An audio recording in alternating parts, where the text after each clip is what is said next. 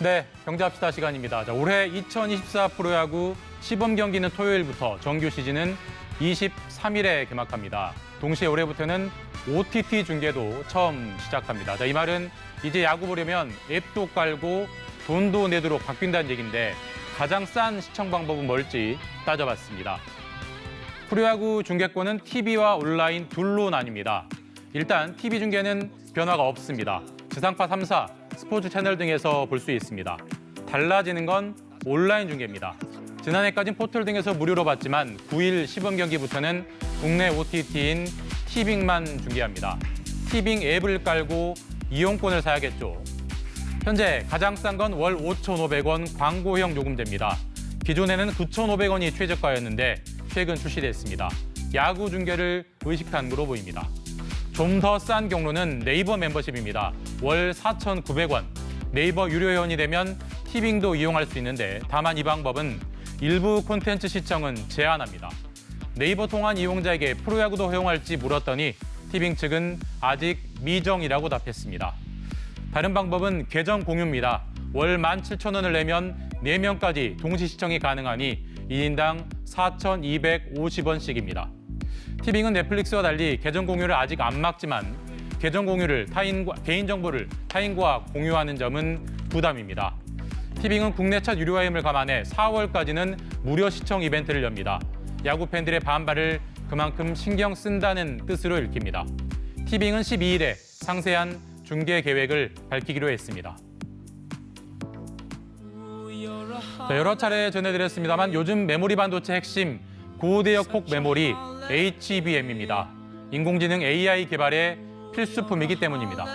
AI 시장이 천문학적인 만큼 HBM 경쟁도 정말 치열한데 HBM 3위 업체가 1위 업체의 인재를 빼가려다 걸렸습니다. 동맹인 한국과 미국 사이에 일어난 일입니다.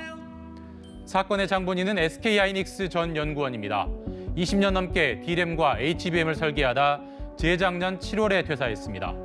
2년간 동종업체에 취업 안 한다는 약정서도 썼습니다. 그러나 미국 마이크론의 임원급으로 스카웃됩니다.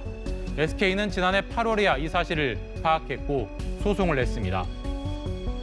법원은 SK 측 신청을 받아들였습니다. 전직 금지 2년을 채우는 올해 7월까지는 마이크론에서 일할 수 없다고 결정했습니다. 메모리 반도체 빅3는 삼성, SK, 그리고 마이크론입니다. 마이크론은 만년 3위였지만 지난주 시장을 놀라게 했습니다. 삼성과 SK가 아직 못한 5세대 HBM 양산에 들어갔다고 밝힌 것, HBM 최대 큰손인 엔비디아 납품도 확정됐다고 했습니다. 마이크론 내 HBM 기술력이 SK, 삼성보다 얼마나 더 우수한지 아직 확인되진 않습니다. 이직한 국내 기술진이 어디까지 기여했는지 세세히 알기도 어렵습니다. 하지만 마이크론 HBM이 급성장 중이고 국내 기술 인력을 계속 영입한다는 점은 분명한 사실입니다. 주로 중국만 경계해왔던 반도체 인력 지키기, 이젠 미국도 추가할 상황이 됐습니다. 한국의 국민 메신저 카톡이 있다면 일본엔 라인이 있습니다. 일본인 9천여만 명이 이용합니다.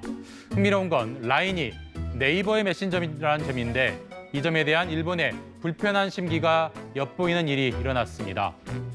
발단은 지난해 11월이었습니다. 라인에서 50만 명 개인정보 유출 사고가 일어납니다. 라인은 전산망 일부를 네이버와 공유하고 있는데 망 일부가 해킹 공격을 받아 유출 사고가 난 거로 추정됩니다. 네이버는 망 분리를 시행하는 등 기술 보안을 강화했습니다. 그런데 일본 정부가 그제 추가 조치에 나섭니다. 라인을 운영하는 곳은 라인 야후. 라인 야후는 한국 네이버와 일본 소프트뱅크가 5대5 형태로 지배하는 구조입니다. 우리 행정안전부 격인 일본 총무성은 라인 야후 사장을 불러들였습니다. 그러면서 기술 조치로는 부족하다, 자본관계를 재검토하라고 요구했습니다. 그리고 일본 측 최대 주주인 소프트뱅크 사장에게도 라인 야후로부터 지분관계 수정에 대한 요구가 있으면 적절히 검토해달라고 요청한 걸로 전해졌습니다. 改善が見られず同様な事案が発生する場合にはより強い措置を実施することも視野に入れて監督を行ってまいりたいと思っております。 자, 소프트뱅크가 자본을 더 넣든지 네이버 측 지분을 사들이든지 해서 네이버의 지분율을 낮추라는 뜻으로 풀이됩니다. 정부가 특정 회사의 지분율까지 개입하는 건 매우 이례적입니다. 개인정보 유출을 일종의 안보 이슈로 대한다는 얘기인데 반대로 카톡이 일본 회사 것이었다면 한국 정부는 어떻게 반응했을까요? 지금까지 경제합시다였습니다.